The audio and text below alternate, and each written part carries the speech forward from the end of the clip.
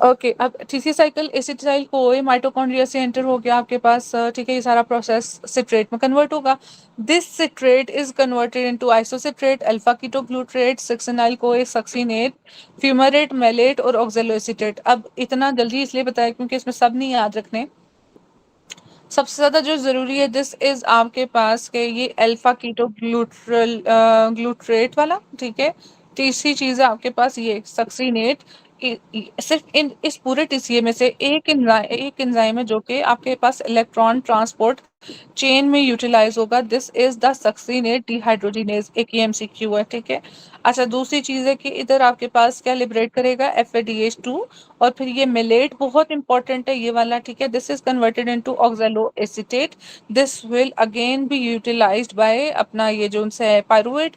ये बेसिकली आपके पास ग्लूकोनियोजेनेसिस को लीड करेगा। Malate oxaloacetate will convert into ये वाला पाथवे और अगेन ऊपर जाके ये ग्लाइकोलिसिस में ये सारा यूटिलाइज हो जाएगा, ठीक है।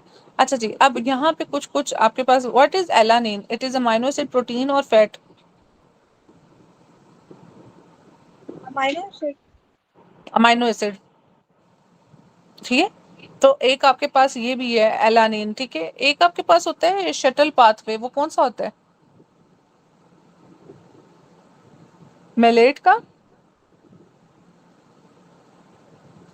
सुने कभी डॉक्टर साहब बायोकेमिस्ट्री में मेलेट शटल पाथवे। अच्छा चलो मैं बता देती हूँ। तो बेसिकली जो मेलेट है ना, ये आपके पास कन्वर्ट हो रहा है ऑक्सैलो एसीटेट में, ठीक है। This oxaloacetate is converted into आपके पास,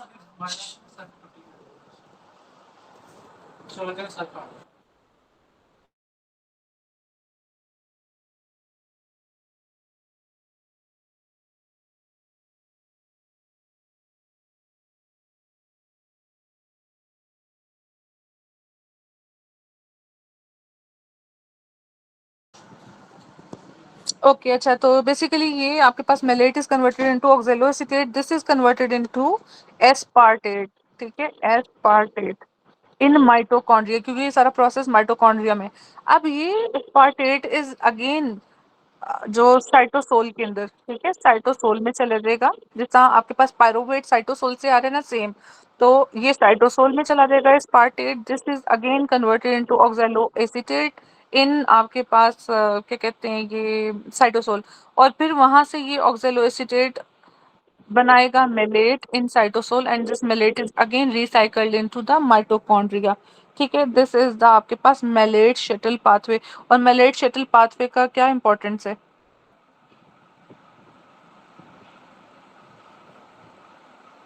कि ये बेसिकली आप ये देख रहे हो ये NADH जनरेट हो रहा है, ठीक है, ये NADH जनरेट होगा और ये वाला NADH फिर ये सारा यूटिलाइज करके NADH और ये जो आपके पास FADH बन रहा है, ये आपके पास इलेक्ट्रॉन ट्रांसपोर्ट चेन में वो दे देगा, अपना सारा प्रोवाइड कर देगा NADH और FADH को, ठीक है। This is malate aspartate shuttle pathway, ठीक है, साइटोसोल से माइटोकॉन्ड्रिया में कन्वर्ट कर रहा है इन द ब्रेन, ठीक है, ब्रेन में इम्पॉर्टेंट है। ओके डॉक्टर साहब, ये है मिलेट शटल पाथवे। इधर आपका तकरीबन प्रोटीन के भी ऑलमोस्ट सारे हो गए, एलानिन पायरुवेट में एस्पार्टेट आपके पास ये ऑक्सैलो एसीटेट और ये मिलेट वगैरह वाले, ठीक है। और इधर जो इंपॉर्टेंट स्टेप्स है वो मैंने आपको बता दिए।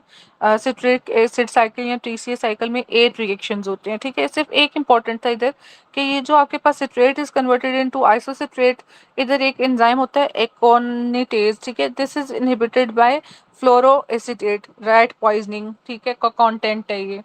और यही एक इम्पॉर्टेंट था, that is the potent inhibitor of एकोनिटेज।